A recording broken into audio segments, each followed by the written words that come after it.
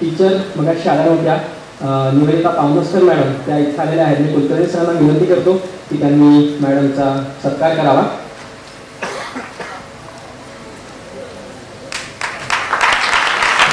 आमच्या सायन्सच्या त्या टीचर आहेत दहावीच्या.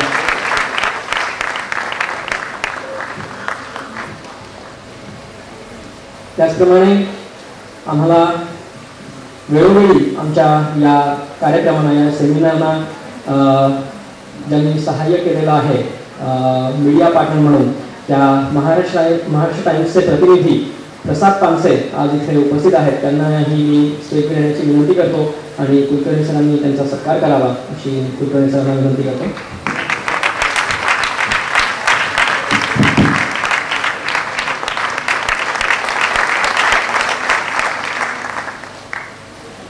त्यानंतर आता आपण मुलाखतीचा कार्यक्रम चालू करणार आहोत. एक 2 मिनिटात आम्ही स्टेज जरा सेट करतोय, त्यासाठी आम्ही पडदा पाडतो.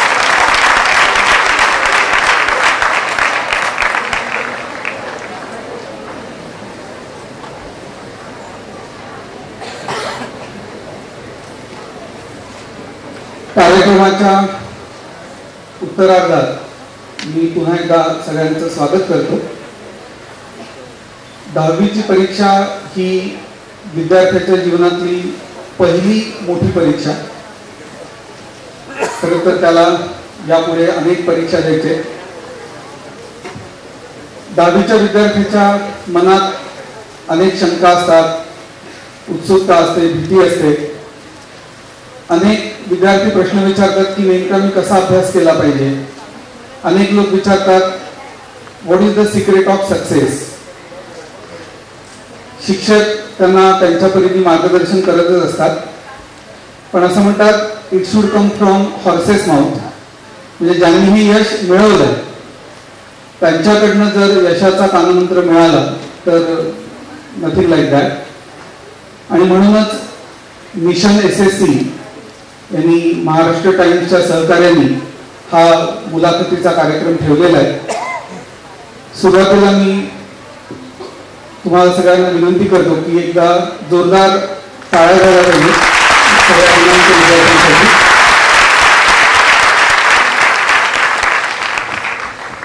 सुरुवातीला मी सगळ्यांना सांगणार आहे की आपलं नाव आणि 11वीत आपण कुठल्या स्ट्रीमला आणि कुठल्या कॉलेजला ऍडमिशन घेतली आहे हे प्रत्येकाने सांगावं. Good morning, my name is Radhika केरू. I scored 98% in SSC and I've taken Ferguson science stream. नमस्कार, माझं नाव प्रज्ञा प्रसाद पतंगे आणि मी सायन्सला ॲडमिशन घेतली आहे फर्ग्युसन कॉलेजमध्ये. मला 97.64% मिळाले.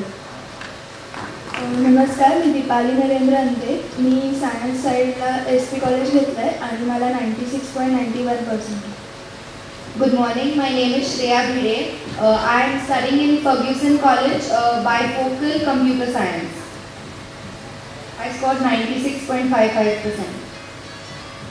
नमस्कार, माझं नाव शुभांगी शशिकांत राऊत. मी लक्ष्मणराव आपटे ज्युनियर कॉलेजमध्ये ॲडमिशन घेतलं आहे सायन्ससाठी आणि मला 96.55%. मी पूजा चव्हाण आणि मी आपटे प्रशालामध्ये सायन्स स्ट्रीमसाठी ॲडमिशन घेतलं आणि मला 96.18% मिळाले. नमस्कार, मी ऐश्वर्या राजेश गांधी. मला 10वीत 95.64% पडले. मी BMCC कॉलेजमध्ये कॉमर्ससाठी ॲडमिशन घेतलेलं आहे. नमस्कार, मी संकेत भावे. मी बायफोकल सायन्स स्ट्रीममध्ये ॲडमिशन लक्ष्मणराव आपटे ज्युनियर कॉलेजमध्ये घेतली आहे.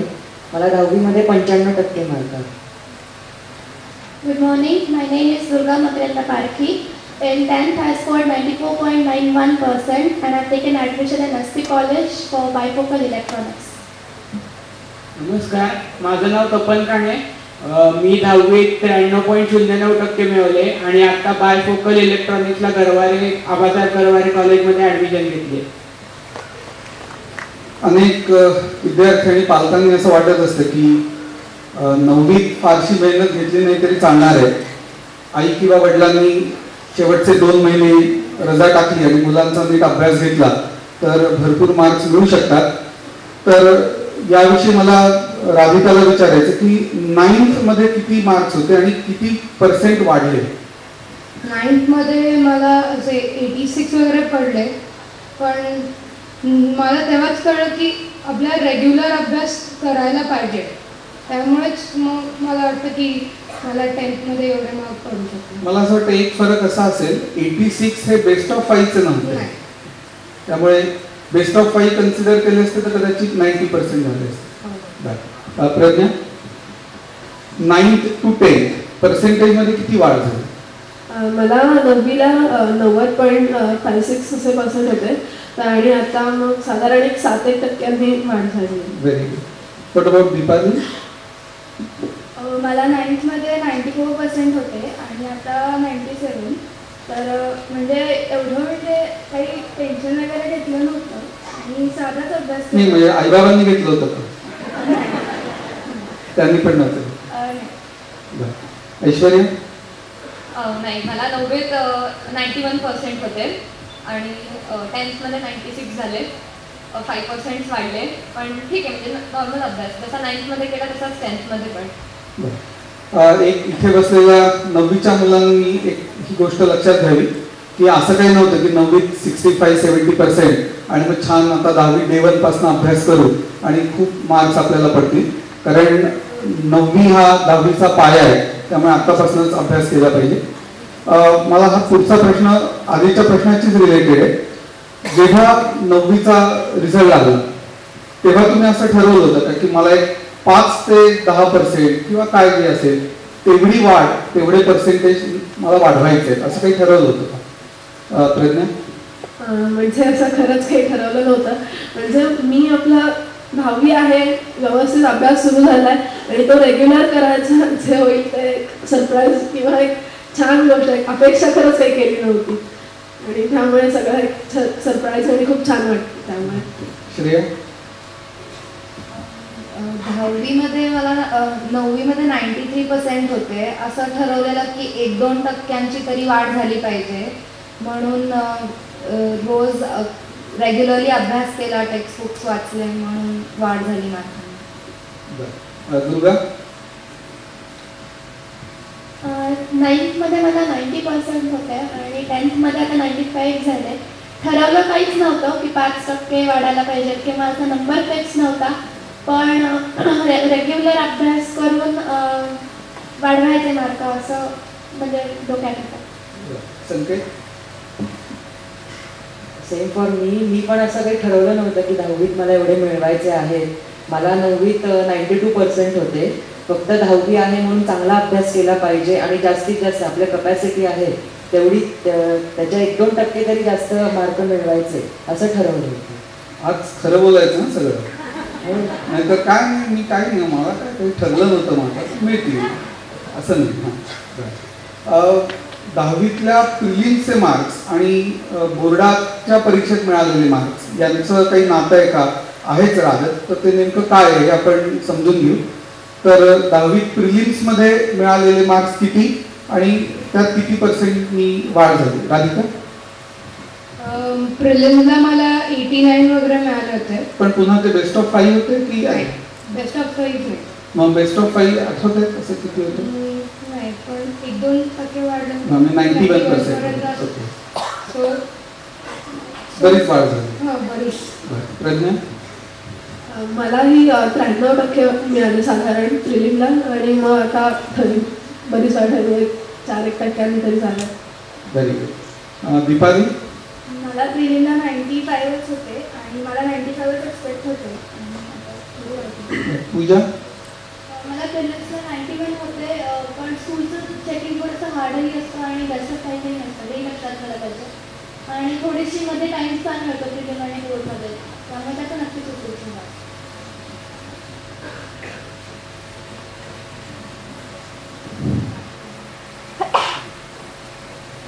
असं म्हटलं जातं 9वी झाली आता 10वी. सगळ्यांच्या नजरा तुमच्याकडे असतात, तुमची पण थोडी पाजर ताट असते. आता जरा 10वी आहे तर म्हणजे 9वी एप्रिलमध्येच रिझल्ट लागलेला असतो आणि मे महिना सुरू होतो, जून महिना सुरू होतो. तुम्ही 10वीचा अभ्यास कधीपासून सुरू केला? 9वी झाल्या सुरू केला का बघू आता सेकंड टर्ममध्ये अजून खूप लांब आहे, इतक्या लवकर काय आहे? आमच्यातली इकडं तर मंडळी अशी आहेत की लांब आहे, मार्च एप्रिलमध्ये निवांत करू. आपलं काय म्हणणं आहे? आपण कधीपासून सुरू केला अभ्यास आणि कसा करावा आणि कधी केला, कधीपासून सुरू केला? तपनला काय वाटतं? आमची 15 एप्रिलपासून शाळा चालू झालेली 10वीसाठी आणि ते दुसऱ्याच दिवशी आम्हाला सांगण्यात आलं की तुमची जूनला जेव्हा शाळा चालू आहे तेव्हापासून क्लास टेस्ट आहे. त्यामुळे आम्हाला भागच होतं की 15 शिकवले अभ्यास करेल. त्यामुळे एप्रिलच्या महिन्यातच अभ्यास चालू केले. बरोबर. ऐश्वर्याचं काय म्हणणं? मार्चमध्ये 9वी संपते, म्हणजे एप्रिलपासून शाळा चालू झाली, मेमध्ये क्लासेस पण चालू झाले. मग जसे शाळा क्लासेस चालू होतात आपोआप आपलाही अभ्यास चालू होतोच. आणि म्हणजे असं स्वतःचं कौतुक नाही पण सिन्सिअरिटी अंगात असावी लागते. तर सिन्सिअरिटीमुळे आपोआप आपला अभ्यास म्हणजे असं मनाने ठरवावं लागत नाही आता मला अभ्यास करायचा आहे, तो आपोआप होत राहतो. राधिकाला काय म्हणायचं? ॲक्च्युली जसं शाळेत शिकवलं जातं तसंच ते क्लासमध्ये रिपीट होतं आणि तेच आपल्याला होमवर्क किंवा असाइनमेंट या मीडियम थ्रू आपल्याला परत तेच करावं लागतं. सो अभ्यास सुरू झालेला असतो पण मे बी आपल्याला माहीत नसतं की आता मी अभ्यासाला बसली आहे, तसं होऊन जातं, सुरू होतं. सो माझं असं एप्रिल मेमध्ये सुरू झालं होता अभ्यास. अच्छा, म्हणजे समोरच्या विद्यार्थ्यांनी लक्षात ठेवायला हरकत नाही की जी 98% आहे तिने मे महिन्यापासूनच अभ्यास सुरू केलेला होता. आपल्याला जे आपल्या मनात आहे त्या बाबतीमध्ये यांचे अनुभव फार महत्त्वाचे आहे. एक मला तुम्हाला सर्वांना प्रश्न महत्त्वाचा विचारायचा आहे की सगळीकडे असं म्हटलं जातं की 10वीची परीक्षा ही पाठ्यपुस्तकांची आहे, 10वीची परीक्षा ही टेक्स्टबुक ओरिएंटेड एक्झाम आहे. तर तुमचं मत काय आहे त्याविषयी पहिला प्रश्न की 10वीची परीक्षा ही पाठ्यपुस्तकांची आहे का, हा पहिला प्रश्न. आणि ती जर पाठ्यपुस्तकांची असेल तर तुम्ही पाठ्यपुस्तकांची तयारी कशी केली, तुम्ही पाठ्यपुस्तकं कशी वाचली, त्या अँगलने तुम्ही त्याच्याकडे बघितलं का, असं एक प्रत्येकाच्या मनामध्ये हा प्रश्न असतो. तर मला हा प्रामुख्याने दुर्गाला विचारायचा आहे की तिचं मत काय या बाबतीमध्ये. 10वीची परीक्षा पाठ्यपुस्तकांवर आधारित विषयांवर न ठरतं सोशल स्टडीजला माझं म्हणणं आहे की बऱ्यापैकी पाठांतर लागतं आणि टेक्स्च्युअल टेक्स्च्युअल आन्सर्सच एक्सपेक्टेड असतात. त्याच्यामुळे मी वर्षभर अभ्यास झाल्यानंतर बोर्डाच्या परीक्षेच्या आधी प्रत्येक एखाद्या लेसनमधनं जो क्वेश्चन असेल तर हिस्ट्रीमध्ये बरेचसे लेसन्स इंटरलिंक्ड असतात. त्याच्यामुळे त्या क्वेश्चनशी रिलेटेड बाकीच्या लेसन्समध्ये जर का काही पॉईंट्स असतील तर त्याचं मी मॉडेल आन्सर्स तयार करून ती वाचली होती. आणि बाकी सायन्स तर पूर्ण ॲप्लिकेशन ओरिएंटेड असतं त्याच्यामुळे पाठ करून मला नाही वाटत की फारसा उपयोग होतो. सायन्स तुम्हाला समजायलाच पाहिजे आणि इंग्लिश वगैरे तर तुमच्या भाषेलाच तिकडे वाव आहे त्याच्यामुळे लेसन्स वगैरे माहिती असले की होतं. संकेतचं काय म्हणते? 10वीची परीक्षा ही पाठ्यपुस्तकावर आधारित आहे, खरं आहे, कारण पाठ्यपुस्तकाच्या बाहेर काहीच विचारलं जात नाही 10वीच्या परीक्षेत. पण सायन्स किंवा मॅथ्स हे असे विषय आहेत की ज्याच्यात आपल्याला फक्त पाठ्यपुस्तकावर आधारित राहून चालत नाही. थोडीशी बाहेरची गणितं किंवा थोडंसं आपल्या टेक्स्टबुकच्या मागे जे प्रॉब्लेम सेट्स दिलेले असतात किंवा हॉट्स क्वेश्चन जे दिलेले असतात ते सोडवायचा प्रयत्न करणं किंवा मग सायन्समध्ये एखादी आपल्याला हे दिलं असेल, संकल्पना दिली असेल तर मग त्याचा उपयोग मी माझ्या आयुष्यात कुठे कुठे करू शकतो किंवा त्याचा उपयोग इथे झाला आहे का याचा विचार सारखं करणं सुद्धा उपयोगाचं ठरतं. शुभांगीला मला एक विचारायचं आहे की याने जर सांगितलं की पाठ्यपुस्तकावर बरंचसं आधारित आहे, तर तू पाठ्यपुस्तकांचा तर अभ्यास केला असेल पण तो कसा केला पाठ्यपुस्तकांचा अभ्यास? इतिहास बरोबरसाठी स्वतःच्या नोट्स काढल्या त्यामुळे पॉईंट्स लक्षात ठेवून ते बरोबर लक्षात राहू शकतं. सायन्ससाठी पाठ्यपुस्तक पण आणि बाकीचं पण थोडंसं त्या विषयात डीप नॉलेज असणं हॉट क्वेश्चनसाठी आणि MCQसाठी हे आणि मॅथ्स सारखा सराव, त्यामुळे पाठ्यपुस्तकातलेच एक्झाम्पल्स आपण सारखे सोडवले, त्यामुळे त्याची पण प्रॅक्टिस होऊ शकते. बऱ्याचशा 10वीला एकदा आपण गेल्यानंतर किंवा जनरली सगळी मोठी लोक म्हणतात की टाईम प्लॅनिंग हल्लीचा शब्द फार भारी झाला आहे. तो वेळेचं नियोजन, टाईम प्लॅनिंग. सगळेजण 10वीला गेलं की मुलांना सांगतात टाईम प्लॅनिंग करा. तुमच्या बाबतीमध्ये, या बाबतीमध्ये टाईम प्लॅनिंग आपण केलं होतं का? ते केलं असल्यास कसं केलं होतं? काही लोक म्हणतात पहाटेच गणित करावं, रात्रीच समाजशास्त्र करावं. तर तुमचं त्या बाबतीत काय मत आहे की टाईम प्लॅनिंग करावं का, तुम्ही केलं होतं का? राधिकाचं महत्त्वाचं पहिल्यांदा सुरुवात करू का? हो, टाईम मॅनेजमेंट इम्पॉर्टंट तर आहेच आहे. आणि जर का तुमचे अभ्यासाशिवाय वेगळ्या ॲक्टिव्हिटीज असेल, म्हणजे खेळणं किंवा असं वेगळे डान्स, ड्रॉइंग वगैरे, तर मग आपल्याला लागणारच. तर त्याप्रमाणे मी पण केलं होतं. माझं ठरलेली वेळ असायची, शाळेतनं आल्यावर क्लासनंतर मग अभ्यासाचा टाईम आणि मग खेळणं मला त्याच्याशिवाय मला एवढे मार्क्स पडले नसते असं मला वाटतं.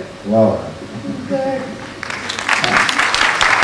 आणि टाईम स्पॅन ठरवायचा. युजली मी टाईम स्पॅन ठरवायचे आणि त्या टाईम स्पॅनमध्ये एवढा अभ्यास झालाच पाहिजे, आणि नाही झाला तर तो आपण टाईम स्पॅन एक्सटेंड करून त्या दिवशीच संपवायचा असं मी ठरवायचं. म्हणून त्यामुळे मला असं लोड किंवा बर्डन नव्हतं आलं पुढे की एवढे लेसन राहिलेलं तर कसं होणार बघा. तर ते त्या दिवशीचं तिथे संपवलं की आपल्याला लोड नाही आहे असं मला सांगायचं. म्हणजे अभ्यासाचा आपल्या मनावर ताण यायचा नसेल, अभ्यास आपल्याला ओझं वाटायचं नसेल, तर आपल्याला टाईम प्लॅनिंग आवश्यक आहे असं राधिकाच्या म्हणण्यात येत आहे.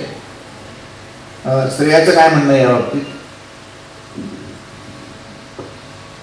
टाईम प्लॅनिंग खूप इम्पॉर्टंट असतं, कारण की आम्ही सगळे लहानच असतो आणि आता जर टी व्हीवर कुठली सिरियल चालू असेल तर हे साहजिक आहे की बघावीशी वाटते, आणि मग नंतर पुढच्या दिवशीचं सगळं शेड्यूल असतं ते सगळं म्हणजे पाण्यात जातं की आज एवढं ठरवलेलं, पण ते तसं होऊन नाही द्यायचं. असं माझ्याबरोबर 1-2दा म्हणजे 2-3दा जास्ती खूप वेळा असं होत गेलं, पण नंतर असा एक वेळ येतो जेव्हा आपल्यालाच कळतं की अरे खूप लोड झालेला आहे आणि आपल्याला हे पूर्ण केलंच पाहिजे, त्याशिवाय काही पर्यायच नाही.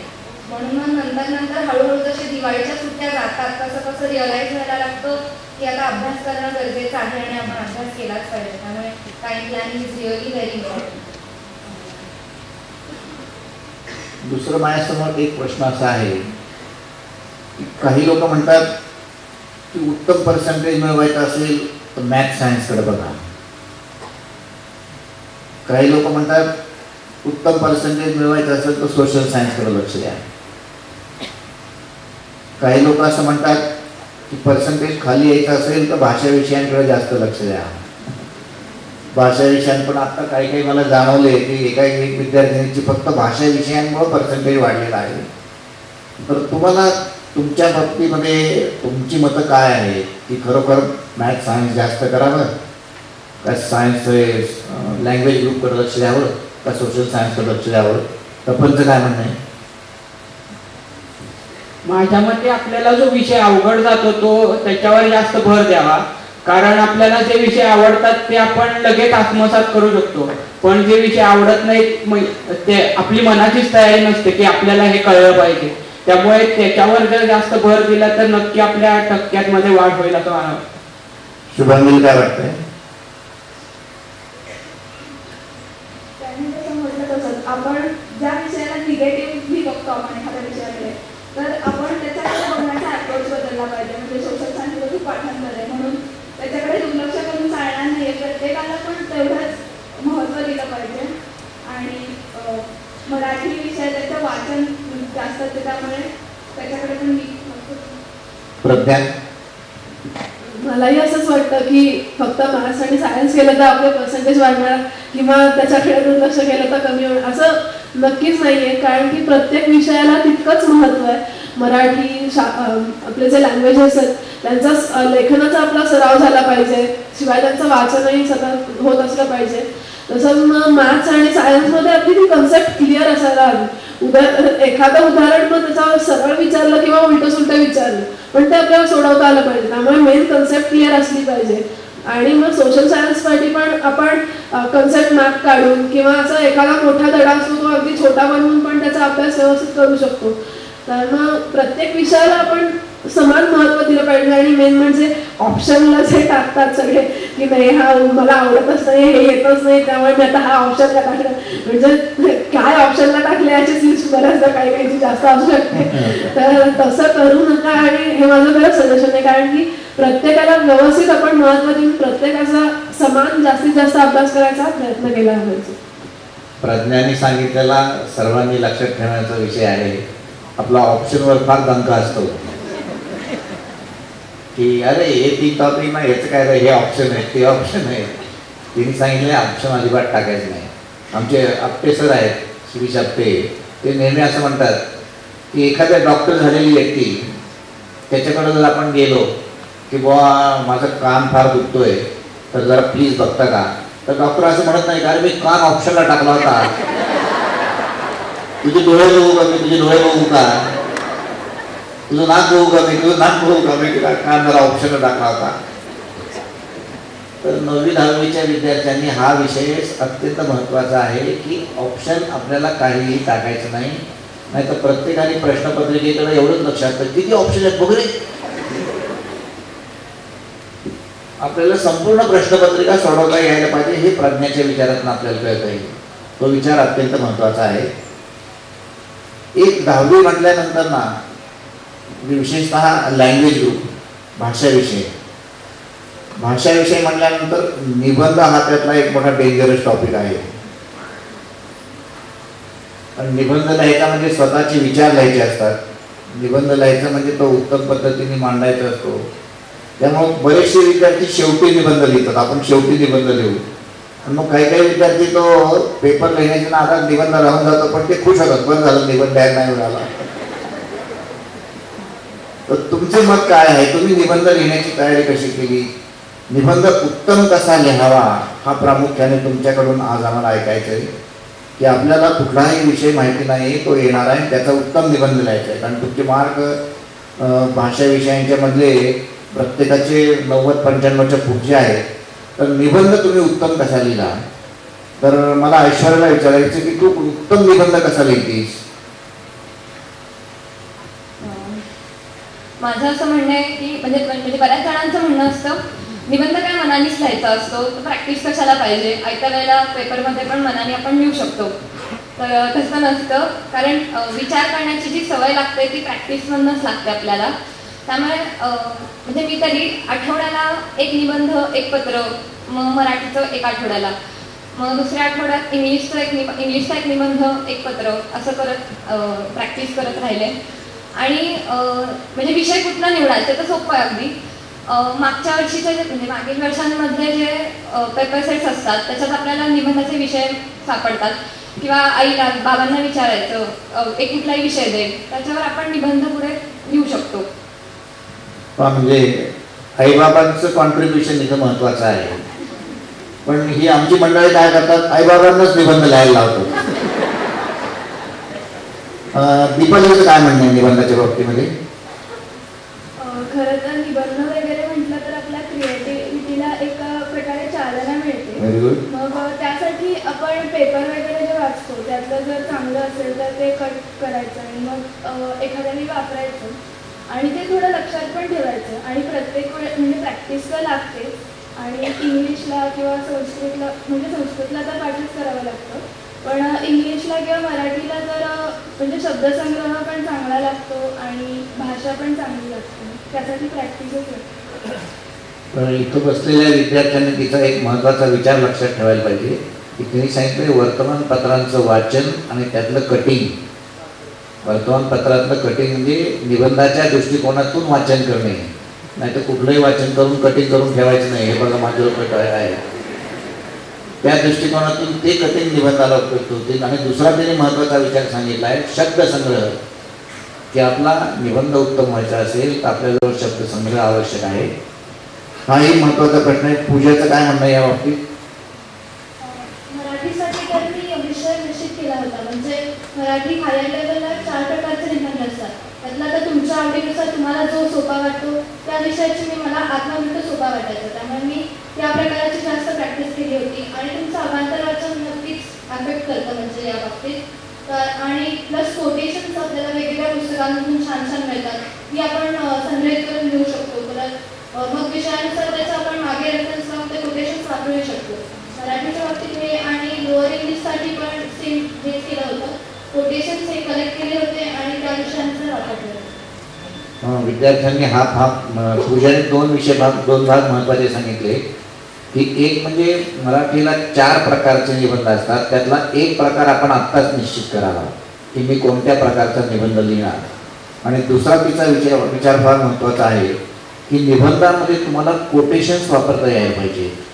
निबंध मराठीचा निबंध असेल तर त्याच्यामध्ये संतांची वचनं आहेत, हिंदीचं कोटेशन आहे, इंग्लिशचं कोटेशन आहे, संस्कृतचं कोटेशन आहे.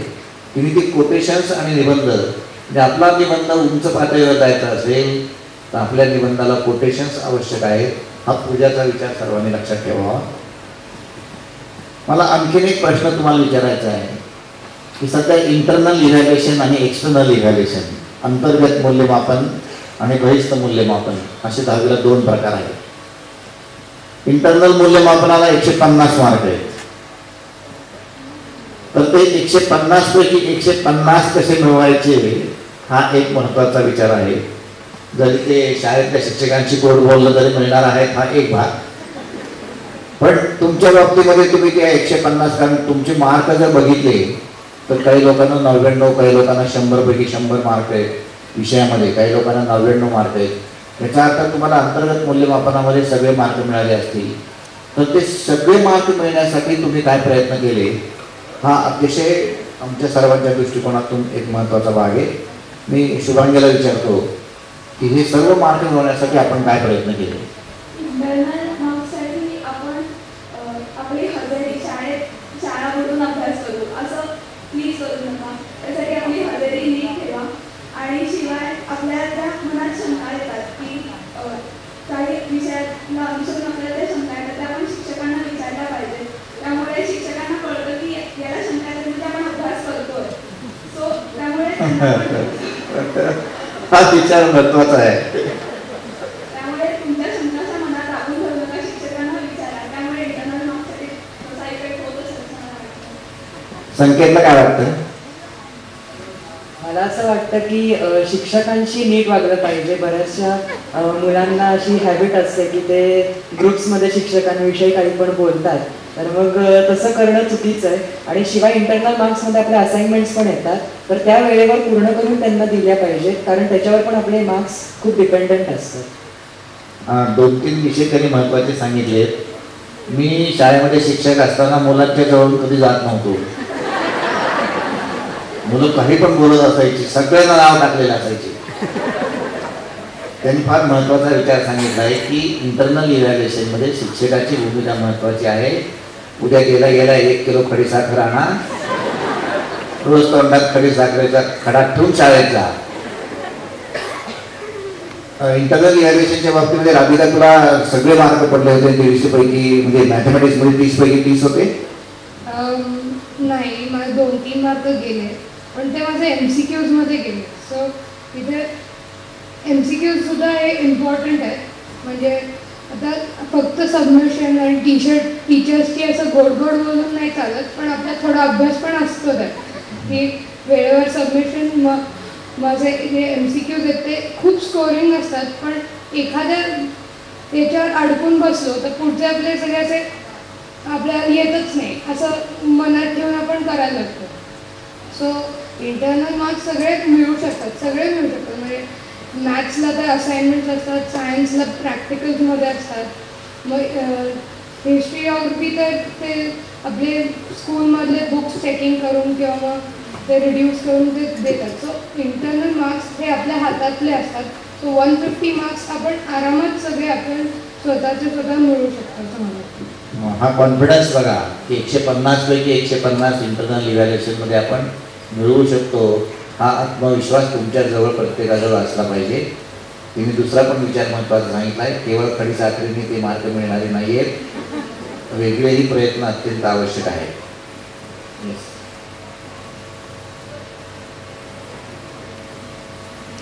आधीच्या प्रश्नांची जी उत्तरं दिली मला 1-2 मुद्दे महत्त्वाचे वाटतात. या सगळ्या विद्यार्थ्यांचं एक मत आहे ते योग्य आहे. सगळ्यांचं म्हणणं यायचं की वाचाल तर वाचाल. तुम्ही जर खूप वाचन आणि फक्त पाठ्यपुस्तकांचं नाही ते तर आवश्यकच आहे, पण इतरही जर तुमचं वाचन असेल तर त्याचा नक्की फायदा होतो. संकेत म्हणाला की टीचरशी चांगलं वागलं पाहिजे, पण मला खात्री आहे त्याला असं नक्की म्हणायचं नव्हतं की आपल्याला 150 पैकी 150 गुण मिळवायचे म्हणून टीचरशी चांगलं वागलं पाहिजे. मला खात्री आहे की तो आणि हे सगळे टॉपर्स मार्क्स तर मिळतीलच, पण इन जनरल टीचरशी चांगलंच वागलं पाहिजे. मला खात्री आहे हे जर तुम्ही प्रत्येकाने ठरवलं तर मार्क्स नक्की मिळतील. या जनरेशन बद्दल असं बोललं जातं की दीज आर स्पून फेड चिल्ड्रन. म्हणजे यांना, आणि त्याला कारणीभूत अनेक गोष्टी आहेत की यांना विचार करायला स्कोपच दिला जात नाही. म्हणजे प्रश्न सांगितला जातो, प्रश्न कळायच्या उत्तर दिलं जातं. तर मला राधिकाला असं विचारायचं की असे काही टॉपिक्स आहेत का की जे तू इंडिपेंडेंटली केले? नाही, मी प्रश्न हवं तर पुन्हा एकदा विचारतो की असा एखादा जसं सर्कल टॉपिक होता की टीचरनी तो एखादा थिअरम शिकवायच्या आधी तू तुझा तयार केला होतास आणि तो तुला कळला होता, असं झालं होतं? हां, म्हणजे आता टीचर्स डिक्लेअर करतात की उद्यापासून हा टॉपिक सुरू करणं. मग एकदा फक्त ती नजरेखालनं घातला ना तर एखादा आपल्याला इंटरेस्टिंग टॉपिक सापडतो की मे बी आपल्याला हे जमू शकतो किंवा लास्ट इयर झालं आहे त्याच्याशी रिलेटेड आहे. सो ते आपण स्वतःहून ॲनलाइज केलं ना की आपल्या अजून लवकर लक्षात राहतं. म्हणजे सम मॅम सोडवायच्या आधीच आपण केलं तर मग आपल्याला आठवतं एक्झाम्पल हे आपण केलं होतं, आपल्याला आत्ता नक्कीच जमणार. सो तो कॉन्फिडन्स डेव्हलप होतो तेव्हाच्या तेव्हा करायचं. किंवा मग इवन क्लासमध्ये असं सगळ्यांच्या समोर हात करून सांगायला मिळतं की हे मॅम असं आहे, मॅम असं आहे. तर त्यामुळे आपल्याला आपला पण कॉन्फिडन्स वाढतो आणि मग क्लासमध्ये पण चांगलं वाटतं. हा एक खूप महत्त्वाचा मुद्दा आहे की मला एखादी गोष्ट येते तर मग माझ्या मैत्रिणी काय म्हणतील, जास्त शायनिंग करतेस का किंवा खूप ग्रेट समजतेस का, असं मनात येऊ न देता टीचरला कमीपणा येईल असं वर्तन न करता जर एखादी गोष्ट आपल्याला सांगता येत असेल तर ती अवश्य सांगावी. मला इथे बसलेल्या अशा काही मुलांना सांगायचं की बरेचदा असं होतं की शिक्षकांनी सांगितलेलं मला नाही लक्षात येत, तर त्याला असं समजायचं कारण नाही की मीच खूप कमी आहे म्हणून मला ते कळलं नाही. बरेचदा असं येऊ शकतं की टीचरनी तेवढ्या डीपमध्ये जाऊन त्याचं उत्तर दिलेलं नसेल, एक्सप्लेन केलं नसेल. त्यामुळे जसं अत्रे मॅडम कायम सांगतात की ज्ञानरचनावाद म्हणजे काय की मुलांना विचार करायला प्रवृत्त करणारी आणि प्रश्न विचारायची मुभा असणारी शिक्षण पद्धती. स्त्रियाला हा प्रश्न विचारायचा कारण ती IIT ची पण तयारी करत होती. तर IIT मुळे हा फायदा होत असेल ना की मी आधी करून बघीन, जर अडलं तर मी टीचरला विचारेन. तुझं काय? IITच्या कोचिंग क्लासेसला जात असल्यामुळे मॅथ्स आणि सायन्स माझं खूप चांगलं झालेलं होतं. आणि मॅथ्समध्ये असं असतं की कुठली 2 सम सेम नसतात. सो सारखं पाठांतर करून चालत नाही. You have to practise continuously. And that is why I think that if a teacher tells you that she is starting a certain topic the next day, you should at least read. As Radhika said, you should at least read or try to solve the sums which are given behind. बघा, ही खरं खूप मोठी मुलं नाही आहेत. आता 10वीची त्यांनी परीक्षा दिली, पण प्रत्येक जण एक महत्त्वाची गोष्ट सांगतो. जसं श्रेयांनी सांगितलं की खूप गणितं सोडवली पाहिजे. त्यामुळे जर कोणी नोट्स काढत असेल तर अगणित गणित करणं, जर तुम्हाला चांगले गुण हवे असतील गणितात तर अगणित गणित करणं हा एक महत्त्वाचा विषय आहे. तू सांगायचंस ऐश्वर्या, तुझं काय मत आहे यावर? नाही, मी दोघींशी सहमत आहे. आणि तुम्हाला म्हणजे घरी तुम्हाला वेगळ्या विषयांचा अभ्यास करायचा असेल तर नॅचरली शाळेत 1-2 पिरियड्स ऑफ मिळतात, मग त्याच्यातही तुम्ही प्रॅक्टिस करू शकता. ते ऑफ पिरियड्स गप्पा किंवा ह्याच्यात थोडं चालतंच गप्पा वगैरे, पण त्याच्याऐवजी थोडं प्रॅक्टिस ते तुम्ही त्याच्याकडे लक्ष देऊ शकता. आणि दोघींशी मी सहमत आहे की आधी थोडासा अभ्यास करून गेल्यानंतर आपल्याला खूप कॉन्फिडन्स लेवल आपली खूप वाढते. हा विषय मी मुद्दाम जास्त वेळ चर्चा याची घडवून आणतो. याचं कारण 10वीत 95% आणि पुढे 12वी आणि CETला 59%. तर असं का घडतं, तर मगाशी देशमुख सरांनी आपटे सरांचा विषय काढला. आपटे सरांचंच एक वाक्य आहे की 10वीचे मार्क्स हे बाळसं नाही आहे, ही सूज आहे. तर कोणाला विचारावं किती टक्के आहेत, तर कोणी 90%च्या खाली सांगतच नाही. पण मग यांचं पुढे काय होतं, यांना का चांगले मार्क्स पडत नाही? तर एक महत्वाचं कारण असं आहे की स्पून फिडिंग केलं जातं. इंटरनल मार्क्स 150 आहेत, त्यापैकी मॅक्सिमम मिळालेले असतात आणि सेल्फ स्टडी करायची सवय ही फारशी लागलेली नसते. तर इथे जी 9वी 10वीतली मुलं आहेत त्यांना यांच्याच थ्रू मला हे सांगायचं आहे तुम्हाला की आधी आपण स्वतः तो टॉपिक करून बघायचा. त्याचा तर एक फायदा असा होतो की तो टॉपिक कठीण आहे, मला काहीच कळलं नाही, त्यानिमित्ताने तुम्ही वर्गात नीट लक्ष द्याल आणि जेव्हा टीचर शिकवतील तेव्हा तो जास्त चांगला कळेल. आता मागच्या वर्षी एक अतिशय ज्यावर खूप मोठी चर्चा झाली आणि सगळ्यांच्या तोंडी तो विषय होता तो म्हणजे हॉट्स. हा काय फारसा चांगला शब्द नाही आहे, त्याचा आपण जो फुल फॉर्म आहे तोच लक्षात ठेवला पाहिजे, कारण हॉट्स बरेचदा वेगळ्याच अर्थाने वापरलं जातं. हायर ऑर्डर थिंकिंग स्किल्सचे जे क्वेश्चन्स आहेत, म्हणजे उच्चस्तरीय विचार कौशल्य निर्माण करणारे प्रश्न. आता हॉट्स बद्दल खूप चर्चा झाल्या, वेगळे त्याचे क्लासेस, त्या हॉट्सवर अनेकांनी आपल्या पोळ्या भाजून घेतल्या, वेगवेगळे पब्लिकेशन पुस्तकं काढली वगैरे वगैरे. पण मला असं वाटतं शेवटी हॉट्सवर फारसं काही विचारलं गेलं नाही. पण ते परीक्षा झाल्यावर कळलं किंवा पेपर झाल्यावर कळलं. तर मला तुम्हाला हे विचारायचंय की हॉट्सचा अगदी पहिल्यांदा चटका तुम्हाला केव्हा बसला, म्हणजे त्याविषयी केव्हा असं जाणवलं म्हणजे हॉट्स काहीतरी इंट्रोड्यूस केला आणि त्याचा आपण अभ्यास केला पाहिजे? राधिका. हॉट्स म्हणजे आम्ही पहिल्यांदा ऐकलं तेव्हा असं ब्लँक होतं की काय असतं हे.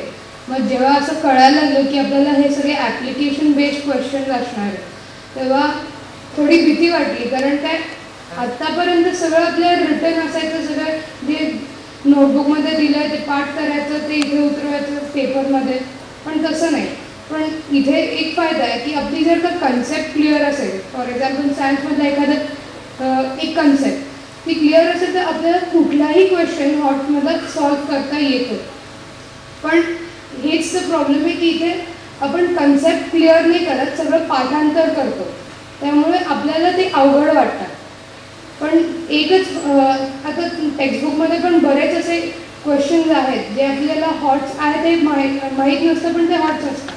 तेच आपण ट्विस्ट वगैरे करून जर का आपण परत आपल्या बनवलं तर ते पण हॉट्सच होतात. सो हॉट्स फार असा मोठा प्रॉब्लेम नाही आहे, कन्सेप्ट क्लिअर असेल तर ते इझिली सॉल्व्ह करतात.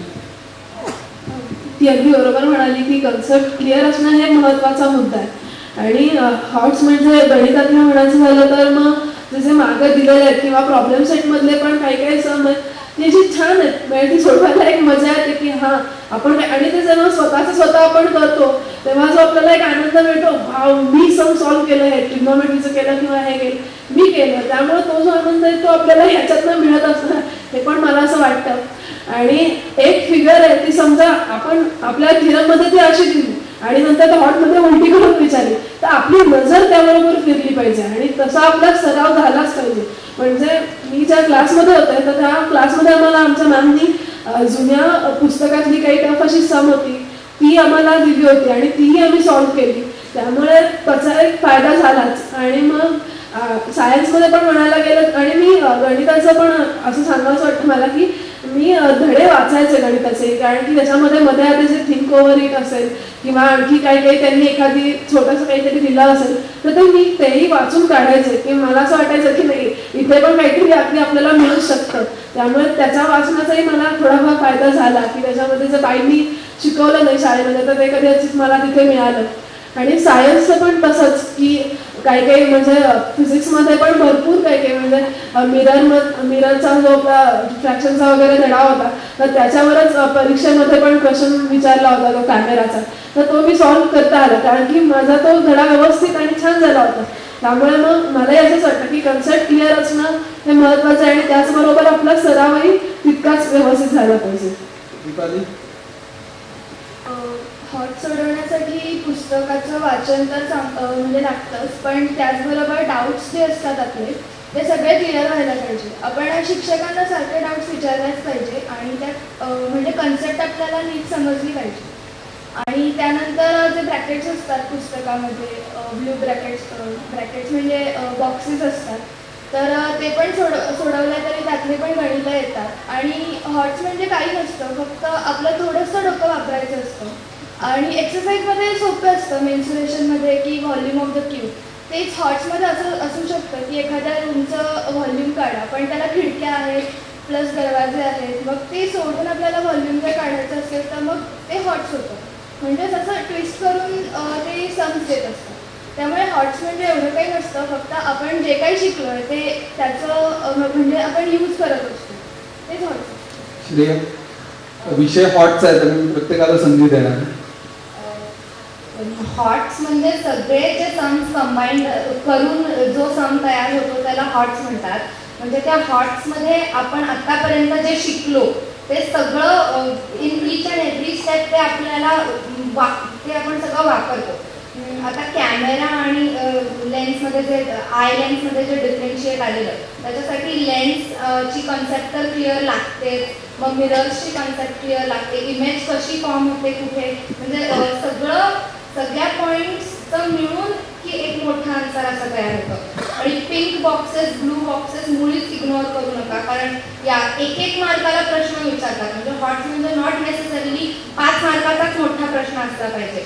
It can be of 1 mark और 2 mark. Therefore it is very essential for us to need pink box blue box सगळं सायन्समध्ये.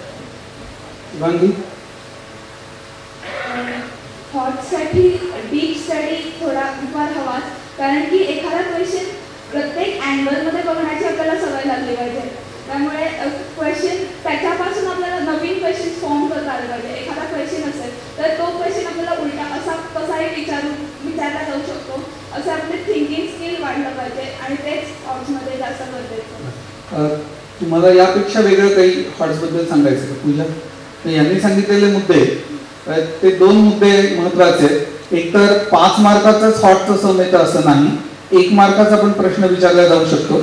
मला अत्रे मॅडमने एक प्रश्न मुलांना मुद्दाम सांगायला सांगितला होता की इन ट्रायंगल ABC major angle A plus major angle B equal to 90 degrees, then what is sine of angle C. आता हे काही पुस्तकात हा प्रश्न नाही, पण तुम्ही जर कॉमन सेन्स यूज केला तर 2 अँगलची टोटल 90 डिग्रीज आहे, but sum of the measures of all angles of a triangle is 180 degrees. So third angle has to be of measure 90 degrees and sin 90 degrees is 1. झाला, हे हॉटच sir. त्यामुळे हा एक अतिशय महत्त्वाचा मुद्दा आहे. तसंच श्रेयाने जे सांगितलं की 2 टॉपिक्स एकत्र करून हॉट्सवरचा क्वेश्चन युजली तयार केला जातो, हा एक महत्त्वाचा मुद्दा आहे. आणि अजून एक मला इथे आवर्जून सांगायचं की स्टेप्सना पायऱ्यांना मार्क्स असतात. त्यामुळे बरेच जण सम वाचतात आणि असं वाटतं त्यांना नको आता मला शेवटपर्यंत जाता येणार नाही, मी ते अटेम्प्टच करणार नाही. तर असं करू नका, पायऱ्यांना मार्क्स आहे. म्हणजे असं पॉसिबल नाही आहे की तुम्ही प्रत्येक वेळेला जो क्वेश्चन आहे त्याच्याकडे तुम्ही नाही जे आन्सर आहे त्यावेळी तुम्ही वेगवेगळ्या पॉईंट ऑफ व्ह्यूनी बघू शकता. तुमचा एकच ठरलेला असेल तर तुम्ही त्या दृष्टीने बघणार. तर अशाही ग्रुप डिस्कशन खूप महत्त्वाचं आहे. तुमच्या फ्रेंड्स वगैरे तुम्ही ग्रुप डिस्कशन करा. तुझा पॉईंट ऑफ व्ह्यू काय आहे, तू कुठल्या या क्वेश्चनकडे कुठल्या दृष्टीने बघते हे सगळं कळतं. आपल्याला भरपूर याच्यातनं क्वेश्चन्स मिळतात एकाच आन्सरवर बेस्ट. तर त्यामुळे group discussion is very important असं मला म्हणायचं. माझं असं मत आहे की सायन्सच्या हॉटसाठी प्रत्येक शब्द सायन्सच्या टेक्स्टबुकमधला वाचला गेला पाहिजे. एकही असं नाही की हे आता मी ऑप्शनला टाकतो, तसं काही केलं नाही पाहिजे. शिवाय त्या दोघी ज्या आता म्हणाल्या की जे पिंक बॉक्सेस आहेत किंवा जे ब्ल्यू बॉक्सेस आहेत ते सुद्धा वाचले पाहिजेत. ते प्रश्न फक्त वाचून उपयोग नाही, त्याच्यावर उत्तरं शोधली पाहिजेत. नसतील मिळत तर आपण टीचर्सना वगैरे विचारू शकतो. आणि मॅथ्सच्या हॉट्ससाठी पण एक्सरसाइजमधले जे सम्स आहेत ते 1 मार्काचे का असे ना पण ते सोडवले पाहिजे, कारण ते सगळे सम्सची कन्सेप्ट मिळूनच हॉट्स क्वेश्चन्स तयार केले जातात. हॉट्स क्वेश्चन्सची कन्सेप्ट जेव्हा ॲक्च्युली इंट्रोड्यूस केली तेव्हा मला खूप चांगलं वाटलं, कारण की आपल्याकडे नॉर्मली पाठांतरावरती जास्ती फोकस केला जातो आणि ॲप्लिकेशन ओरिएंटेड थिंकिंग खूप कमी पडतं. त्याच्यामुळे हॉट्स हे खूप चांगली सुरुवात आहे आणि तसं म्हणायला तर घाबरायचं काहीच कारण नाही, कारण की जेव्हा आपल्याला एखादी कन्सेप्ट नीट कळते तेव्हा we should be sure that कुठलाही क्वेश्चन आला आपल्याला त्याच्यावरती तरी तो नीट आपल्याला सोडवता येणारच आहे, कारण आपल्याला ते पूर्णच कळलेलं आहे आणि तेव्हाच खरं आपला अभ्यास नीट झालेला असतो असं म्हणता येईल. सॉरी. आणि सायन्सच्या हॉट्सला मी पण याने सांगितलं असं सगळे पिंक आणि ब्ल्यू बॉक्सेस जे होते ते नीट बघितले होते. मॅथ्सला मागे हॉट्स क्वेश्चन बँक असा सेपरेट 60 वगैरे सम्स दिलेली आहेत, ती पण मी नीट केली होती आणि जेव्हा आपण बऱ्यापैकी नंबर ऑफ सम सॉल्व्ह करतो तेव्हा आपल्याला तो कॉन्फिडन्स नक्कीच येतो. माझ्या मते सायन्सचे जे हॉट्स असतात त्याच्यात सगळे जे सायन्सचे टॉपिक्स असतात ते आपल्या डे टू डे लाईफमध्ये आपण बघत असतो. म्हणजे आता फॉर एक्झाम्पल आपल्या लहान भावानी वगैरे काही चॉकलेट खाल्लं तर आपण त्याला नाही समजलं तरी आपण आपलं त्याला सांगायचं की त्याचं तुझ्या लगेच तोंडू नाही तर pH कमी होईल, 5.5 होईल, दात किडतील. त्याला दात किडतील एवढं कळेल, पण बाकीचं काही कळलं नाही तरी आपली रिव्हिजन नाही.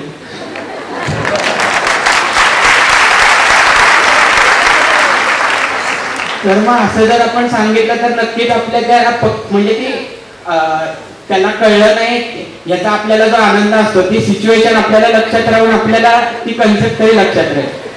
त्यामुळे असा अभ्यास केला तर नक्कीच हॉट सोबत असतो. दुर्गाने एक अतिशय महत्वाचा मुद्दा मांडला. मगाशी मी बोलताना म्हणलो की 10वीत 95% आणि CETत 59%. तर असं का होतं तर तिनेच त्याचं उत्तर दिलंय की आपल्याला थिअरी छान जमते पण आपल्याला जे नॉलेज आहे ते आपल्याला अप्लाय करता येत नाही आणि ज्याला नॉलेज अप्लाय करता येत नाही त्याला CETत मार्क्स पडत नाही. आणि नॉलेज कोणाला अप्लाय करता येत नाही? जो फक्त स्पून फिडिंगवर अवलंबून राहतो, जो सेल्फ स्टडी करत नाही. आणि म्हणून मला इथे बसलेल्या मुलांना सांगायचं आहे की कुठलाही टॉपिक मगाचाच मुद्दा शाळेत किंवा क्लासमध्ये होण्यापूर्वी आपल्याला तो कळतोय का, समजा कोचिंग अवेलेबल नसेल तर आपल्याला ते जमेल का याचा आपण विचार केला पाहिजे. हॉट्सशी रिलेटेड मला एक अतिशय अभिमान वाटतो सांगायला. देशमुख सर, विधाते मॅडम, अत्रे मॅडम यांनी मिशन SSCची हॉट्सचे वेबिनार्स घेतले. म्हणजे मॅथमॅटिक्सला तर लोक चिडून आम्हाला सांगायचे की आम्हाला अटेंड करायचं पण आम्हाला क्लासरूम मध्ये एंटरच करता येत नाही, उद्या पेपर आहे आणि आमचं त्यात वेळ जातो. मग अत्रे मॅडमनी 2 किंवा 3 लेक्चर्स तीच पुन्हा पुन्हा त्या दिवशी घेतली. शेवटी एका मुलाने जी रिॲक्शन दिली त्याचा आम्हाला खरंच आनंद झाला. तो म्हणला या सगळ्या टीचर्स लोकांची लेक्चर्स ऐकल्यावर हॉट इज सो कूल हे मला जाणवलं. तर या लोकांनी सांगितलेलं जर तुम्ही ऑब्झर्व केलं तर तुमची तीच भावना असेल.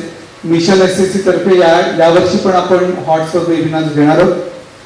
मगाशी राधिकांनी एक मुद्दा सांगितला की तिचे 2 गुण MCQs मध्ये गेले. निखिल बांदुडेकर सरांनी जेव्हा मिशन SSC सुरू केलं तेव्हा त्याआधी एडनेक्सा तेव्हा मल्टिपल चॉईस क्वेश्चन्सवर आम्ही खूप भर दिला होता. म्हणजे 10वीचं सुरू केलं तेव्हा पण भर दिला. अनेक लोक त्यांनी आमच्याकडे विचारणार केले की हे MCQs काय तुम्ही सुरू केले, परीक्षेला पण नाहीये. पण निखिल सरांचं म्हणणं होतं की आज नाही पण 1-2 वर्षांनी MCQs ना मुलांना सामोरं जायलाच लागणार. अनेकांना असं वाटतं की MCQs खूपच सोपं आहे, ABCD डोळे मिटायचे मनात B आलं की B, तर तेवढं ते सोपं नाहीये. तुम्ही जर नीट विचार केला तर उत्तरं देता येतील, मग एलिमिनेशन टेक्निक आहे वगैरे वगैरे. तर MCQs तू किती सॉल्व्ह केले होतेस? आम्हाला ॲक्च्युली शाळेतनं शीट्स मिळायचे MCQsचे, ते रेग्युलरली सॉल्व्ह करून आम्हाला ते सबमिट करायचे. सो त्यामुळे तिथल्या तिथे अभ्यास व्हायचा. आणि एवढंच नाही पण एका वेबसाईटवरनं मी MCQsचे घेतले होते पेपर्स, ते सुद्धा घरी सॉल्व्ह केले आणि मग एवढा मी अभ्यास केला MCQचा. MCQसाठी म्हणजे प्रॅक्टिकलसाठी जर विचारणार होते सायन्सला तर आम्हाला त्याच्यासाठी शाळेमधनं नवनीतचं जे जर्नल होतं ते रेफर करायला सांगितलं होतं. आणि शिवाय शाळेतनं असंही सांगितलं होतं की तुम्ही तुमच्या धड्यांचं केअरफुली वाचन करायला हवं, की प्रत्येक पॅरेग्राफमध्ये एखादा असा छोटासा कुठेतरी वाक्य असतं पण ते महत्त्वाचं असतं आणि आपलं जर का तिकडं लक्ष नाही गेलं तर कदाचित आपल्या हातातनं एक एक मार्क जाऊ शकतो. आणि हे MCQ सगळे एक एक मार्कांचं असतं, त्यामुळे हे प्रत्येक जर का चुकत गेलं तर तो एक मार्क खटकन उडणार, अर्धा असा निम्मे मार्क असे काही मिळणार नाही. त्यामुळे आपल्याला त्याच्यामध्ये व्यवस्थित लक्ष द्यायला हवं आणि व्यवस्थित वाचन, आणि तो जर का अभ्यास आपण नीट केला असेल, डीप स्टडी जर का आपला असेल तर नक्कीच त्याचा सोपं जाईल. मुंबईत जेव्हा CET टॉपर्स अशीच मुलाखत घेतली होती तेव्हा सेकंड असलेला मुंबईत सागर पटेल त्यांनी छान सांगितलं. तो म्हणला आमच्या 10 जणांचा ग्रुप होता, तर प्रत्येक टॉपिकवर आम्ही आपापसात 10 MCQs एक्सचेंज करायचो. म्हणजे 10 विद्यार्थी आहेत, प्रत्येकाने 10 काढले तर 100 MCQs आमचेच आम्हाला मिळायचे. आणि 10 MCQs काढताना आम्हाला तो टॉपिक पुन्हा पुन्हा वाचायला लागायचा, त्यासाठी जास्त वेळ द्यायला लागायचा. तर मला ही एक खूप छान वाटते कन्सेप्ट की प्रत्येक टॉपिकवर आपण अगदी 10च नाही, काही टॉपिक्सवर 5च MCQs आपल्याला काढता येतील, तर ते अवश्य करावं. पुढचा माझा प्रश्न असा आहे, कारण we are into online education, तर तुमच्यापैकी किती लोकांनी ऑनलाईन एज्युकेशनचा उपयोग करून घेतला? मला असं वाटतं ऑनलाईन एज्युकेशन मी घेतलं होतं मिशन असेसचं, आणि त्याच्यासाठी त्याचा खूपच फायदा झाला. कारण की इंग्लिशचं वगैरे मटेरियल त्यांनी इतकं छान एक्सप्लेन करून प्रत्येक लेसनच्या मागे जो एक्सरसाइज दिला आहे. नॉर्मली शाळांमध्ये सगळं एक्सरसाइज डिस्कस होत नाही, तेवढा वेळ पण नसतो, पण आपण घरी आल्यावर आपल्याला अभ्यास करताना सोल्युशन्स वगैरे जर का काही येत नसतील तर खूपच फायदा होतो इंग्लिशसाठी. आणि सायन्स मॅथ्स पण प्रत्येक सम सॉल्व केलेला आहे ऑनलाईन प्रॉडक्टमध्ये. दुसरं म्हणजे वेबिनार्सचा पण खूप फायदा होतो. पेपर्सच्या बोर्डाच्या एक्झामच्या आधी जे काय वेबिनार्स कंडक्ट केले होते त्याच्यानी गायडन्स मिळतो की पेपर लिहिणं कसं एक्सपेक्टेड आहे बोर्डाच्या दृष्टीने. त्याच्यामुळे मला ऑनलाईन प्रॉडक्टचा खूप फायदा झाला. माझं इंग्लिश म्हणजे खरोखरी भयंकर होतं.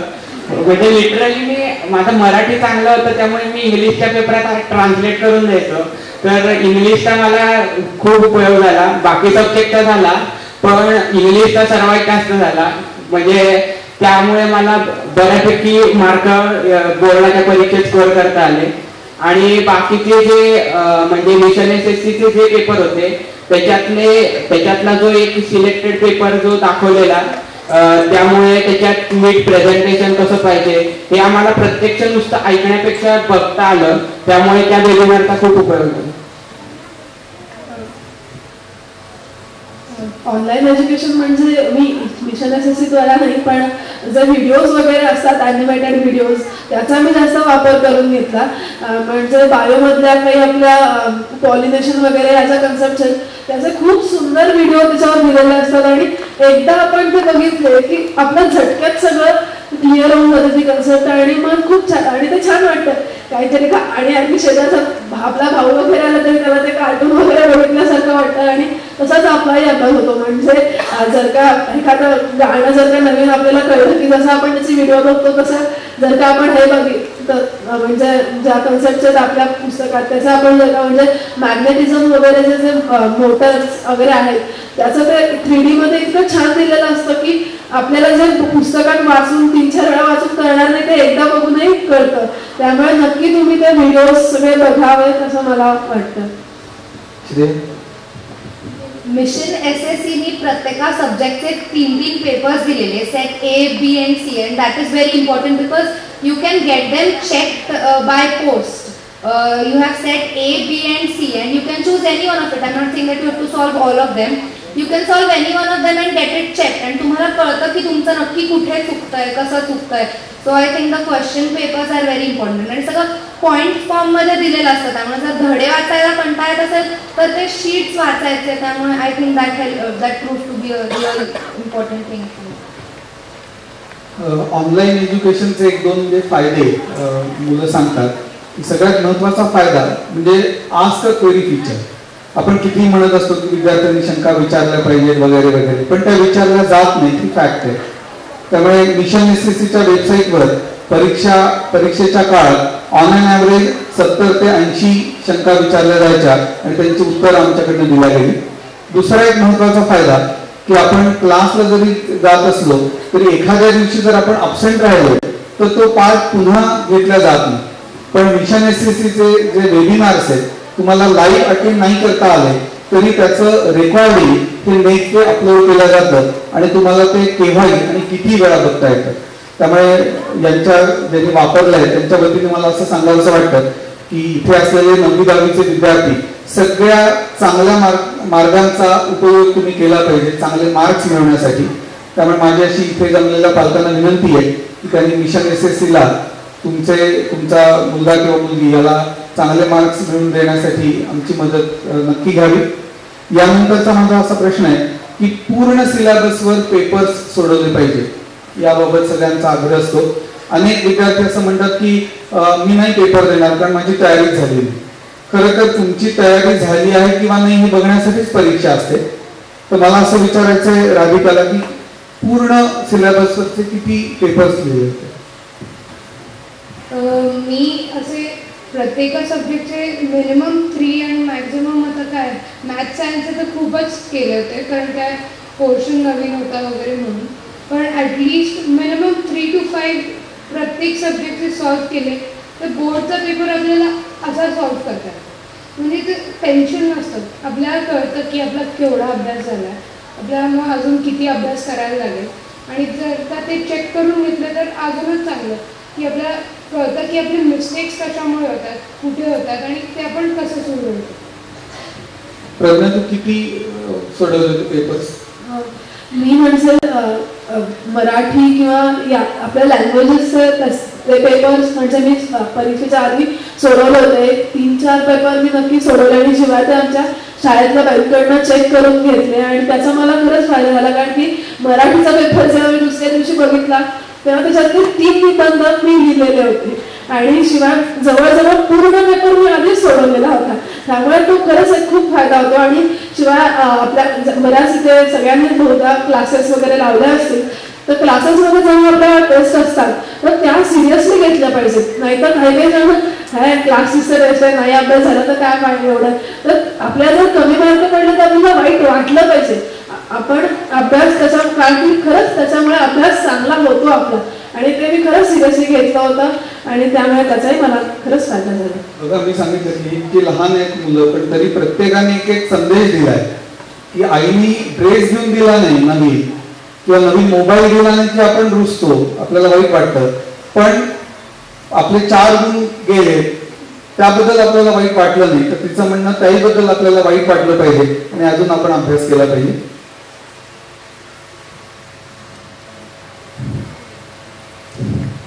मला एक माझ्या वेळेचा प्रश्न सांगतो.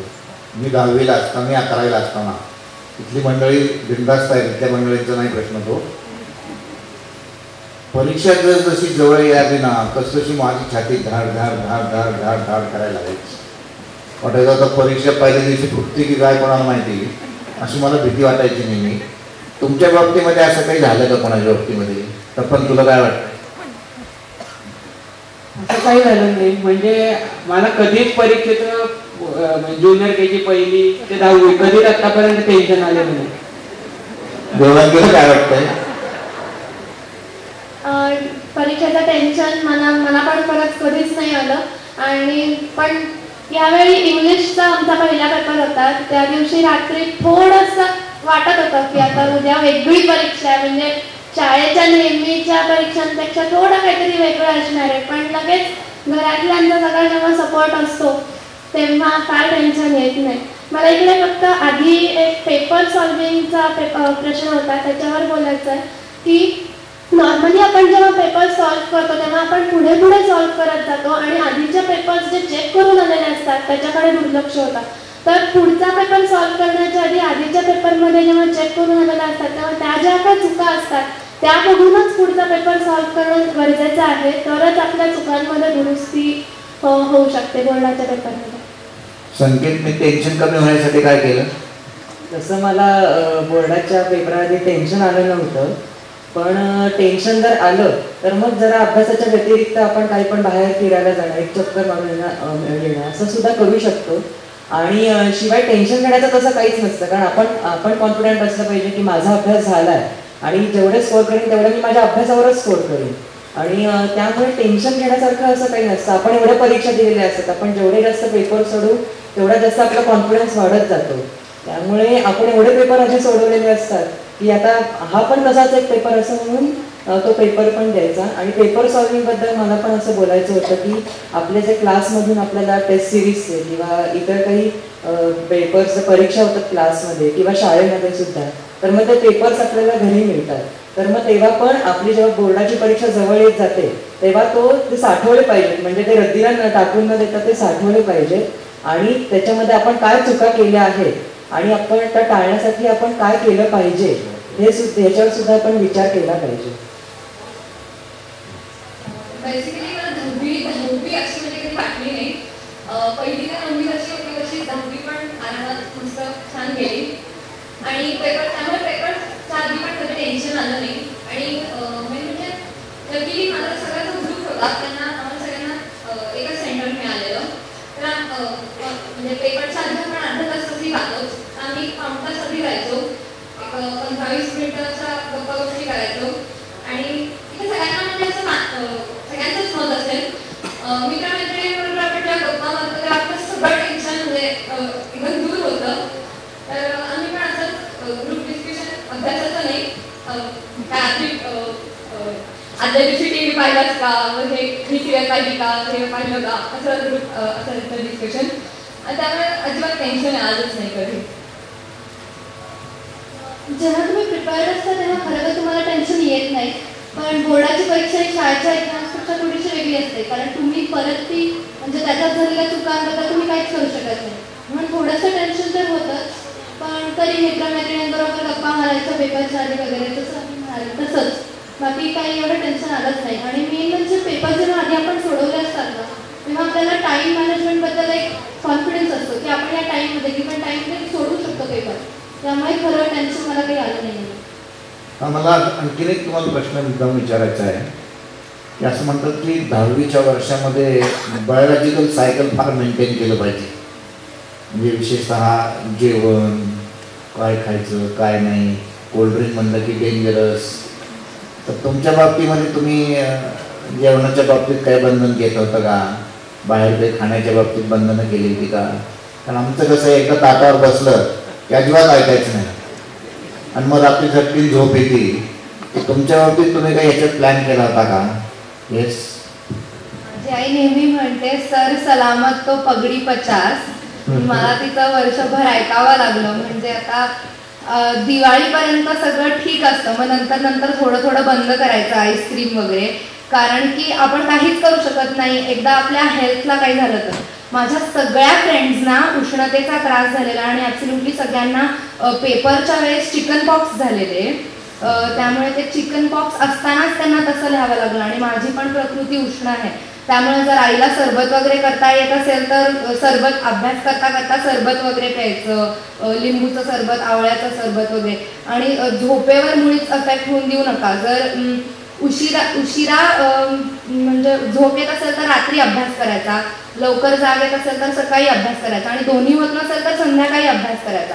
पण झोप जर म्हणजे झोपेकडे दुर्लक्ष करून अभ्यास केला तर बुक्सवर नक्की झोप येते आणि मग वेळ तसाही वाया जातो. तिने जे सांगितलेले 2 विषय अत्यंत महत्त्वाचे आहेत की तुमची तब्येत उत्तम असणं हा सगळ्यात महत्त्वाचा भाग आहे.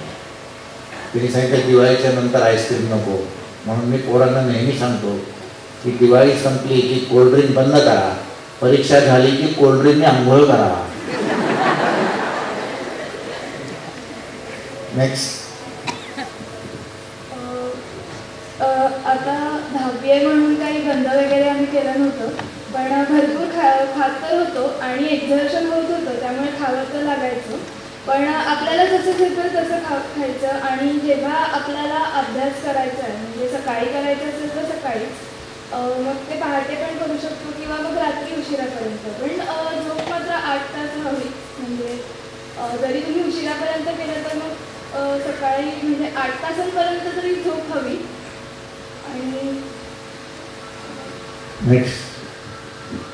माझ्या बाबतीत जरा माझं बायोलॉजिकल सायकल जरासं डिस्टर्ब व्हायचं कधी कधी, कारण की मग सकाळी एकदमच लवकर उठायचे आणि मग तसा अभ्यास करायचे. पण आणि कधी कधी असं वाटायचं की अरे आपल्याला खूप आता टेन्शन आहे, आपल्याला खरंच हे जमेल का. पण तेव्हा माझ्या घरातल्या सगळ्यांनीच याच्या बाबतीत खूप महत्त्वाचा रोल हे केलं. म्हणजे मला जेव्हा असं वाटायचं तेव्हा त्यांनी मला इतका छान आदर दिला की नाही तुझी झोप झाली पाहिजे, तुला काय आवडतं, चित्र काढायला आवडतं तर चित्र काढ, किंवा तुला जर का गाणं ऐकायचं असेल किंवा काही तुला जे आवडतं ते तू थोडा वेळ कर, त्याच्यामुळे तुझं थोडंसं माइंड डायव्हर्ट होईल आणि त्याच्यामुळे मग अभ्यास पुन्हा एकदा आपला माइंड फ्रेश होईल, कारण की त्यालाही थोडंसं आरामाला वेळ हवाच. पण आणि मग अशा प्रकारे मला असं वाटतं भूक आणि झोप ही पूर्ण नसेल झाली, म्हणजे भूक पोट जर का रिकामं असेल ना तर खूप चिडचिड होते आणि अभ्यासाचं तर पण होत नाही. भूक म्हणजे वेळेवर जेवायला पाहिजे आणि झोप तर मिनिमम 7-8 तास झालीच पाहिजे. त्याशिवाय ते नाही झाली तर मग शाळेत झोप येते, शाळेत झोप झाली की मग ते क्लासमधलं शिकवलेलं मिस होतं, मग आपल्याला परत सगळं ती सायकल अशी कंटिन्यू होते आणि मग सगळं अर्धवट होतं. सो त्याच्याऐवजी वेळेवर सगळं जेवण, झोप, अभ्यास, रेग्युलर स्टडी, त्याच्यामुळे सगळं होऊ शकतं. मला एक प्रश्न विचारायचा, असं म्हणतात की 10वी झालंच एकदा, 9वीतनं 10वीत गेलो की तुमचा जो छंद आहे त्याकडे दुर्लक्ष करायचं, अवांतर वाचन करायचं नाही. तर तुमचं यावर काय मत आहे? तुम्ही छंद जोपासला की 1 वर्षासाठी फुल स्टॉप असं काही केलं होतं? नाही म्हणते प्रज्ञा. नाही, मी खरंच असं काही केलं नाही, कारण की ज्याच्याशिवाय आपण जगू शकत नाही ते कसं काय सोडणार. म्हणजे असं काही नाही. मी पुस्तकं वाचली, स्वामी कादंबरी मी 10वीच्या दिवाळीत वाचली, आणि जेव्हा पर्यावरणाचा आमचा प्रोजेक्ट होता तेव्हा मी गणेशोत्सवात होणारं प्रदूषण याच्यावर तो केला. त्यामुळे मी अगदी रमजान ईदपासनं मी दिवाळीपर्यंत नुसता तो प्रोजेक्टच करत होते, म्हणजे त्यासाठी मुलाखती घेणं येणं, आणि त्याच्यामुळे एक छान आनंद मिळाला आणि कदाचित त्याचीही मला मदत झाली असेल.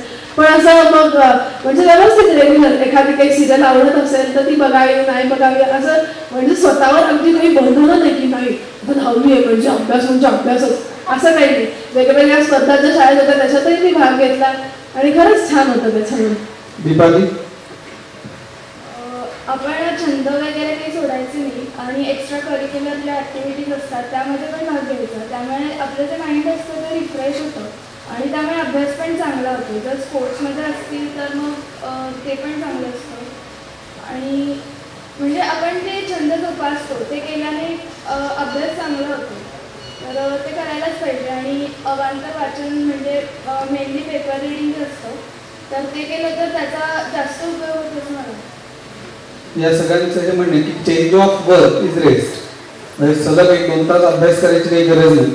एखादा तास अभ्यास झाला की आपल्याला जे आवडतं ते आपण केलं पाहिजे, परत अभ्यासाकडे वळायचं. फक्त असं नको व्हायला म्हणजे 1-2 तास अभ्यास 15 मिनिटं इकडे तिकडे करायचं, याऐवजी 2 तास इकडे तिकडे करून 15 मिनिटं अभ्यास करायचा. तर असं यांच्यापैकी कोणी केलेलं नाही. आता एक शेवटचा प्रश्न मी विचारणार आहे, आपण थांबणार आहोत. तुम्हाला सगळ्यांना खूप छान मार्क्स आहेत, पण असं कोणाला वाटतंय का की अरे हे केलं असतं तर बरं झालं असतं, की हे करायला हवं होतं आणि माझ्या मते तसं वाटलं पाहिजे, की जसं सुशील कुमार पण म्हणला की नाही मला गोल्डच हवं होतं. तर तसं तुमच्यापैकी कोणाला वाटतंय का की अरे मला हे मिळवायला माझी इच्छा होती पण मला नाही मिळालं आणि मी हे असं केलं असतं तर मिळालं असतं? कॉन्सन्ट्रेशन लेवल माझा खूप कमी आहे, मला घरचं पण नाही सांगतात आणि मॅथ्सचा पेपर मला त्याच्यासाठी केस करावं पण लागलं. ते अगदी साधं 5 मार्काचं समजतं, पण वाचण्यात गडबड केली आणि ते 5 मार्क हातचे गेले. मग म्हणून आई मला घरी आला म्हणते, अक्षरशः रडत होते मी की हातचे मार्क गेले म्हणून. तर आई म्हणते हे आधीपासून त्याच्यासाठी की तुझी कॉन्सन्ट्रेशन लेवल इन्क्रीज केली असतं, थोडंसं मेडिटेशन केलं असतं सकाळी करून तर नक्कीच फायदा झाला असता. त्यामुळे 10वी झाली, रिझल्ट लागला तरी मला असंही वाटतं की ते नच झालं आणि ते नको व्हायला पाहिजे. मला पण असं वाटतं की माझं पण मॅथ्समध्ये विनाकारण गेलं, कारण ते 3 आणि -2 असं पॉईंट होता, तर तो मी -3 आणि -2 घेतलं, त्यामुळे पुढचं सगळं गणित गेलं. खरं तर ते खूप सिम्पल होतं कोऑर्डिनेट जॉमेट्रीचं, पण ते गेलं त्यामुळे ते खूप मिसिंग असं वाटतं. आणि त्यावेळी खूप गडबड झाली होती, कारण सप्लिमेंट्स मी 3 घेतल्या होत्या आणि मग त्या बांधताना पण खूप गोंधळ झाला. फर्स्ट म्हणजे 1 आणली होती, मग त्यामुळे त्याच्यात पण वेळ गेला. तर मग मला असं वाटतं की आपण जागरूक राहायला पाहिजे आणि प्रत्येक गोष्ट नीटच केली पाहिजे. ऐश्वर्या, मला पहिल्यापासून हिस्ट्री जॉग्राफी अजिबात आवडत नव्हतं आणि मी अख्ख्या 10वीच्या वर्षात पण म्हणजे माझा एक सब्जेक्ट होता, मी केला अभ्यास त्याच्यावर, पण म्हणजे आवडच नव्हती, खरं सांगते आवड नव्हती. त्यामुळे अजूनही मला असं वाटतं की थोडी आपण स्वतःहून आवड थोडी निर्माण करायला पाहिजे होती, तर मी अजून जास्त बेटर स्कोर केला असता हिस्ट्री जॉग्राफीमध्ये आणि त्यातच बघतो. मला हिस्ट्री जॉग्राफीमध्ये काही झालं तरी 100पैकी 100 पाहिजेच होते, पण माझी आई म्हणते माझं एकदम असं सीसॉ सारखं असतं, हे का ते आणि माझी मॅथ्स द फॉलोइंगमध्ये तशीच गडबड झाली. मी एक उत्तर 3दा फोडून 1, 2, 3 असं केलं आणि मग म्हणून मला असं वाटतं मी असं नको करायला हवं होतं. आपल्याला जे वाटतं ते हेच लिहावं, मग दुसऱ्याने हे लिहिलं असेल का मग त्याला 100 पडतील, मला नाही पडणार, म्हणून आपण ते लिहूया, हे लिहूया, ते लिहूया, असं होतं पेपरच्या वेळेस. तर ते नाही लिहून द्यायचं, आपल्याला जे पहिले वाटेल ते लिहायचं, मग आलं तर आलं, नाही आलं तर नाही आलं. त्यामुळे मला असं वाटतं की 100 पडले असते हिस्ट्री जॉग्राफी. मला असं वाटतं की मॅथ्सचा अजून जरा थोडा अभ्यास केला असता तर जमलं असतं. मॅथ्सचा जॉमेट्रिकचा जो 5 मार्क्सचा क्वेश्चन होता तो त्यावेळेस मला आला नाही, पण अगदी ते एक्झाम हॉल सोडल्यावर मला कळलं की तो कसा सोडायचा. अगदी थोडक्यात तो माझा सम गेला, पण त्याच्यात जर मी मॅथ्सचा अजून डीप अभ्यास जर केला असता तर अजून थोडे मार्क्स वाढले असते मॅथ्समध्ये. मला असं वाटतं की या सगळ्यांनी दिलेला कानानंतर तुम्ही नीट ऐकलाय. इथे जी 9वीची मुलं आहेत त्यांनी यापासून असा बोध घ्यायचा आहे की 9th is not rest year. तुम्ही 9thला रेस्ट इयर म्हणलात तर 10th वेस्ट इयर. इथे जी 10वीची मुलं आहेत त्यांनी हे लक्षात ठेवायचं की डे 1 पासून त्यांनी अभ्यास करायला हवा होता, तर पण अजून वेळ गेलेली नाही. इथनं पुढे त्यांनी नियमित अभ्यास करायचा आहे. सेल्फ स्टडीला त्यांनी महत्त्व द्यायचं आहे. रेग्युलर अभ्यास, आपली बायोलॉजिकल सायकल डिस्टर्ब न करता अभ्यास, शाळेत रेग्युलरली जाणं, रोजच्या रोज अभ्यास करणं हे महत्त्वाचं आहे. यांच्या बोलण्यातनंही तुम्हाला जाणवलं असेल की पालकांचा रोल हा अतिशय महत्त्वाचा आहे. जसं मिशन SSC कायम म्हणते की विद्यार्थी, पालक आणि शिक्षक असा त्रिकोण पूर्ण झाला पाहिजे. त्यामुळे पालकांनाही इथे जागरूक राहिलं पाहिजे. शेवटी या सगळ्या विद्यार्थ्यांना मिशन SSC आणि आपल्या सर्वांतर्फे भावी आयुष्याबद्दल शुभेच्छा देतो. तसंच आजचे जे प्रमुख पाहुणे आहेत त्यांचं भाषण ऐकल्यावर मला त्यात अजून एक ॲडिशन करावीशी वाटते की every one of us definitely ओज समथिंग टू सोसायटी. मला खात्री आहे अभ्यास सांभाळून तुम्ही ते नक्की कराल. मी पुन्हा एकदा अशी आपल्याला विनंती करतो की या विद्यार्थ्यांचं जोरदार टाळ्या वाजवून स्वागत करावे. चित्र मी निखिल बांगुळेकर सरांकडे देतो.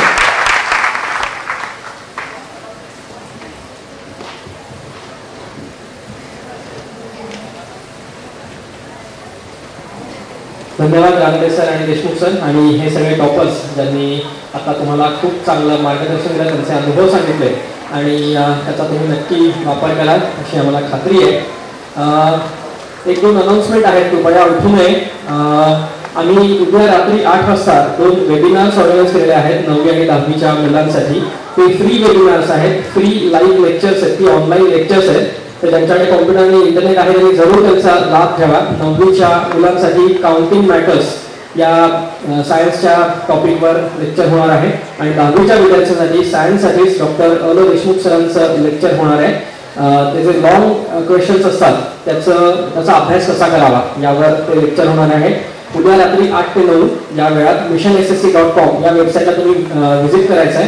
तिथे फ्री अकाउंट क्रिएट करायचं आहे आणि फ्री अकाउंट क्रिएट केल्यावर लॉग इन केलं की तुम्हाला उजव्या बाजूला त्या लेक्चरला जॉईन करायची लिंक दिसेल. तर तुम्ही जरूर जे 9वी असतील त्यांनी 9वीचा आणि 10वी असेल 10वीचा उद्या रात्री 8 ते 9 ते लाईव्ह लेक्चर आहे. इथे टिळक स्मारक मंदिरमध्ये तो सेमिनार नाही आहे, ते ऑनलाईन लेक्चर आहे. missionssc.com या वेबसाईटला तुम्हाला व्हिजिट करायला लागेल आणि तिथे तुम्हाला ही लेक्चर्स तुम्हाला फ्रीमध्ये जॉईन करायची संधी मिळेल.